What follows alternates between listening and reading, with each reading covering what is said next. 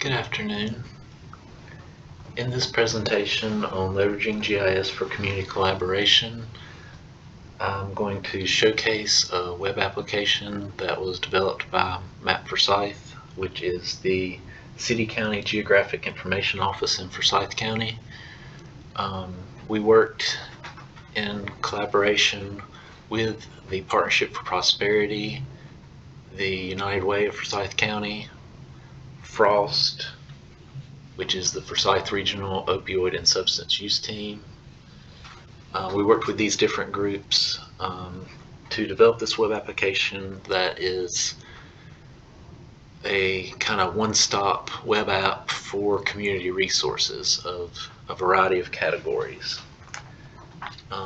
So a little bit more information about the Partnership for Prosperity.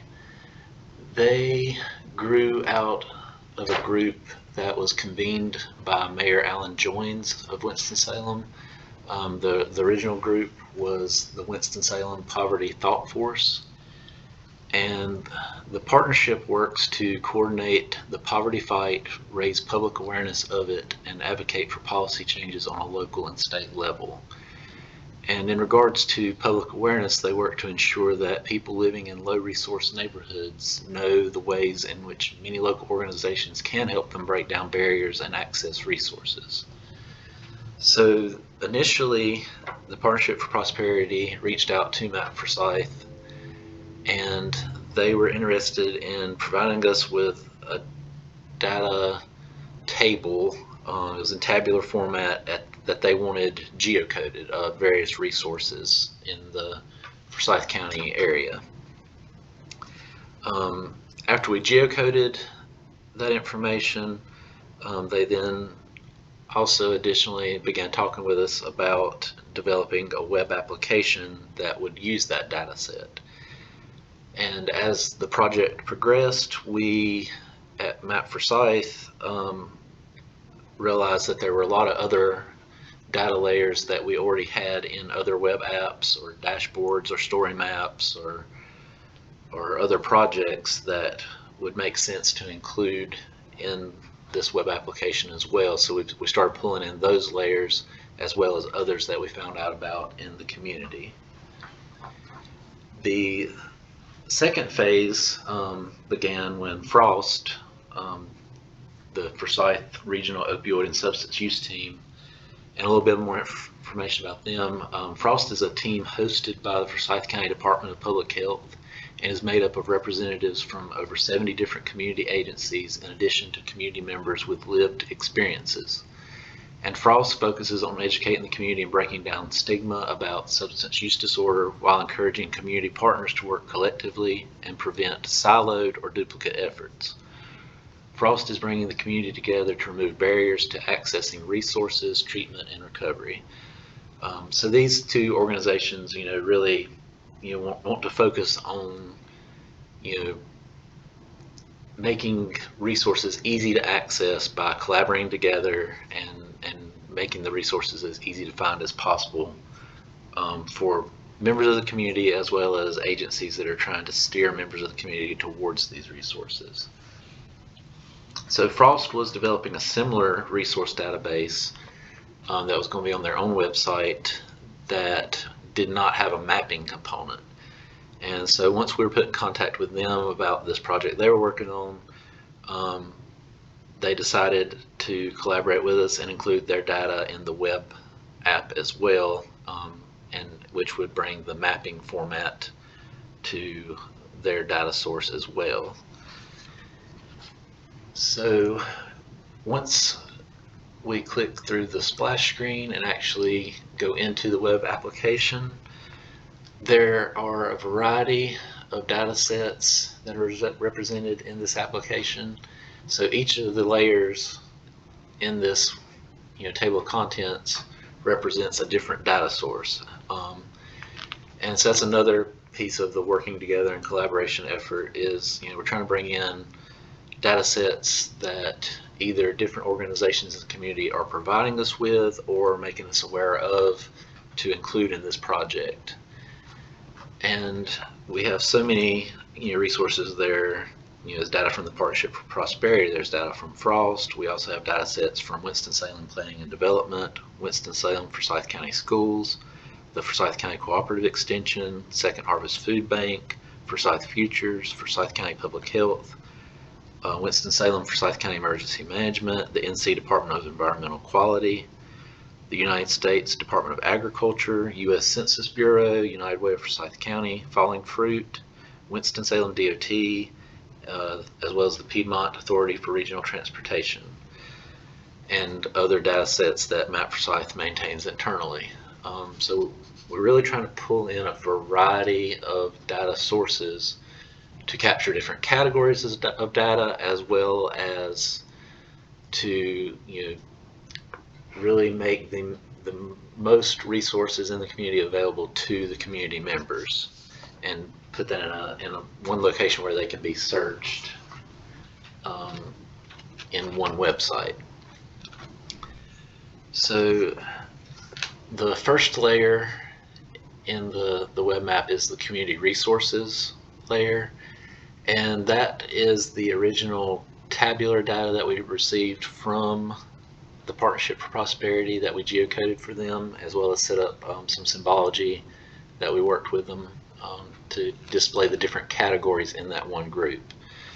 So in this one layer we have child and family resources, counseling resources, drug use treatment and recovery. That's one that came in from Frost later on. Educational resources, financial resources, food and clothing, health and medical, housing, legal, other services as kind of a catch-all for ones that didn't neatly fit in these categories, recreational, senior and in-home services, and support groups. So all those categories fall in that one layer of data that the Partnership for Prosperity was aware of in Forsyth County. Below that, we since we are pulling in so many different layers, we tried to categorize them by putting the category type in front of the name of the layer. So we have all these civic layers. That includes boys and girl clubs, community centers, libraries, museums, recreation centers, and Winston Net locations, as well as the YMCAs in Forsyth County area. The next category includes education themed layers. So here we have college or universities, daycares, private schools, and public schools. The next category is food-related resources. So we have food retailers. Most of these are grocery stores. However, there are a lot of other stores that sell food-type items, such as maybe Dollar General. So there are other retailers in there like that as well. We have the falling fruit layer. This layer is actually interesting. It's developed by a nonprofit that allows members of the community to go in and put points on the map where there are, perhaps blackberry bushes that are overhanging a sidewalk in a public area. And so that's people, that are in need of food resources to know there are areas in the community where, hey, I can go pick some apples that are, in this park or overhanging the sidewalk, or, different public spaces that are just, fruit trees or, other type plant sourced food resources that might just be naturally available in public spaces. We also have the farmers markets and food pantries, as well as healthy corner stores. We also have a health-related category. The layers in the health-related category include long-term care facilities, mental health facilities, retirement communities, veterinarian offices, and animal clinics. The next category is transportation, and in there we have airports, bus stations, as well as bus stops from the providers in Forsyth County. And we also have an additional layer of resources. This is the religious organizations layer. There are almost 600 different religious organizations contained in this layer, and they are also available, have a variety of programs in place that serve the community in a variety of different ways. So that's another layer for the resources in this table of contents. So moving on from the different data types that we have available and some of the areas that we're in, areas and organizations that we're pulling them from, moving on to the tools that are included in this web application. We, of course, have a legend. It displays whichever layers are being displayed at the time, so you know what their symbologies represent. We also have the layers that are on by default, as well as a variety of others. Some of the layers that we don't have on at the beginning, I might showcase a little bit later how they can be used with some of the resource layers. We have the Near Me tool from Esri, and so this allows a user of the web application to come in and put in an address, perhaps. So if I type in an address, or they could just click a point on the map with the tool. This tool will return a buffer. We've got it set to where they can choose between 1 to 10 miles. Right now it's by default to 1 mile, and they can get a returned list of which resources are available from which layers that fall within that buffer. So if I was interested in looking, for a Healthy Corner store, I can click on that, expand it, and get more information about that particular resource. Or if I was interested in free and charitable clinics, click there and see those 9 results that fall within the buffer and get more information. Some layers have more information than others. We're working to get more information in each layer, like phone numbers and hours of operation and different things as we obtain that information. So the Near Me tool allows someone to quickly and easily find, just what's close to their area if they're wanting to see what's near them instead of searching some other way. But another, search method besides the Near Me tool is available through just the regular search bar up here, and we allow the web application users to search by organization name, by program name, or by keywords. And we really found that the keywords was a key crucial element to include in this web application, because if you're looking for a food pantry, the organization that's providing the food pantry might not have food pantry in the name. So if you're searching on name alone, those resources might not come up in the search. And when we're dealing with so many layers, trying to pull in so many different resources, that really helps. So if I do type in food pantry,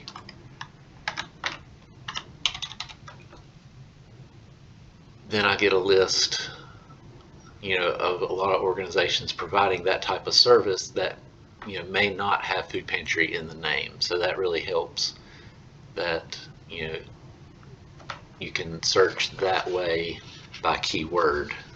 That in my opinion really made the web application a lot more user friendly for searching for particular types of resources. And if you do, and another thing, like say farmers market. So if I click on one of these farmers markets, it will zoom to the market and give a little bit more details in the pop-up menu about that particular farmers market. So that's another way to search for resources besides the Near Me tool. We also have included a filter tool, and this one in particular only works with the community resources layer. All the other layers are kind of themed already for their particular category, just by that layer alone. But the community resources layer that we receive the information from the Partnership for Prosperity, it has several categories within that one layer. So we did include this filter. It only functions on that one layer, to where someone using the web application can come in and choose like child and family resources, or educational, or drug use treatment and recovery, and any of these they can click and get a pop-up, more information. But that filter allows to narrow down that one layer by category, since it's the one layer in the map that does have a variety of categories within itself. I'm just going to refresh the map to get it back to defaults. Additionally, all these organization logos are a link to that particular organization's website as well.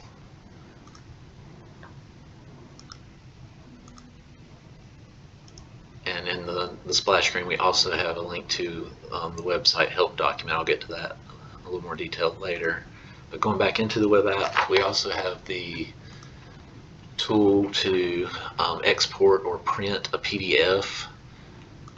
So that tool can be useful particularly for organizations that might be want to highlight some resources that are available in a particular area of one of their clients.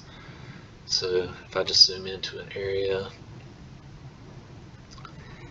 and say I'm interested in the resources in this particular area, I can generate a report by using select to draw a box around some particular resources. It highlights all those points. I can then generate a report. Similar to the near me, you get a count of which ones are available from each category in the selected features there, and then I can actually generate the PDF. The map takes a few seconds to load, but there are the attributes of the different resources that were selected are included in this report, as well as the map showing the area with the points highlighted that are included. And the user could come in here and change the title or add comments. Those are customizable. So this PDF can be downloaded or printed out.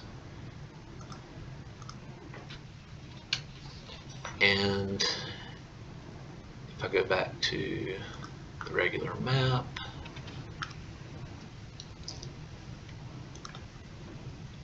I'll zoom in. We also do have the base map gallery available, so someone using the application, we have the light gray canvas on by default to make the actual symbology of the different resources stand out a little more. But once someone is kind of in the neighborhood of a resource and they want to get their bearings a little better, then they can come in and turn on perhaps imagery as one option. That might just help them navigate a little better, realizing where this particular resource is, if that helps them out.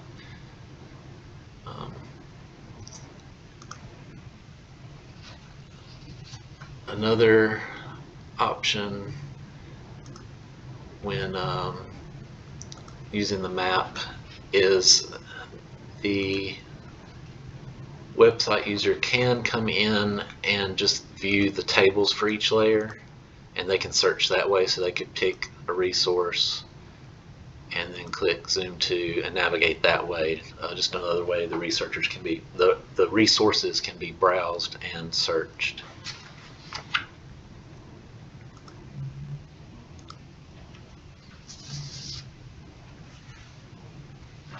A couple of additional links we have up here in the corner. We have links once again to all the different organizations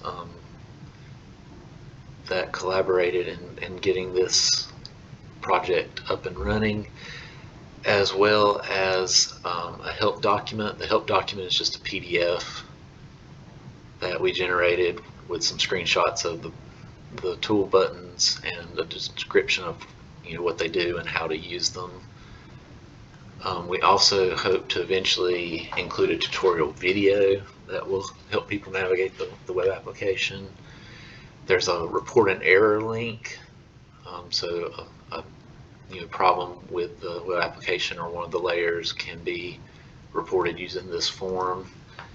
And we also additionally hope to include another link that will have another form for agencies or organizations that want to suggest another data source or layer that they think might fit the map. Those will be reviewed by the Partnership for Prosperity, Frost, and MapForsyth to determine if they meet the criteria to be included in the web application. It'll just be a way to share further resources that other community agencies and organizations might feel would be beneficial in one of the existing layers or as an additional layer.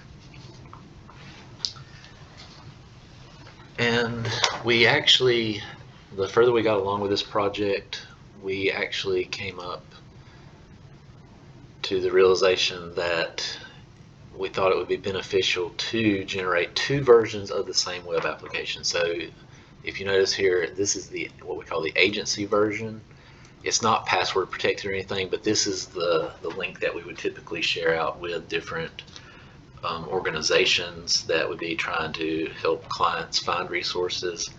It has a few more layers in it that can also be used by them for some light analysis, perhaps. So for instance, I can search for a particular zip code and highlight that on the map. And so, organizations can use this to look and see, okay, here's this zip code highlighted in blue. I can also turn on that layer, make it stand out a little more. But here's this zip code. What are areas where there might be resource gaps and where are they already more concentrated, to do some analysis. And then we have a variety of other layers like, hazardous waste sites and brownfields and different things that can be compared to the resources for some light analysis about, like, well, maybe, what are some reasons why resources may or may not be located in certain areas. They requested some of these layers to be added, even though they're not resources, so they could do some light analysis. Another layer we have is the CDC Social Vulnerability Index, and so that allows a little bit more analysis. Also, you get the color-coded polygons for each census tract, and then the vulnerability index scores, as well as a little graph of this chart shows some of the measures that are and themes that are looked at in determining that index score. So that's another helpful layer to look at, maybe what areas need more resources and why are some resources located where they are. So this is the agency version. The only real difference between it and the public version is the public version does not have these layers that are turned off by default. Some of the hazardous, waste sites, brownfields, underground storage tanks, things like that aren't really resources we didn't include in the public app, even though the organizations thought that would be beneficial in their version. The public app, we wanted to really focus on just steering them towards the resources. So that's what's the highlight and focus of the public version. And a couple other ways this web app could be used. You can compare, like if I turn off all the layers and say I want to look at food deserts and maybe how food pantries or farmers markets relate to the location of the food deserts, looking at food disparities and things like that. There multiple ways the site can be used. Primarily though, the goal is getting resources to the individuals that need them, making them aware of what is located in nearby them in their community, that resources they might not be aware of. So at this time, if there are any questions, I will answer those. Thank you.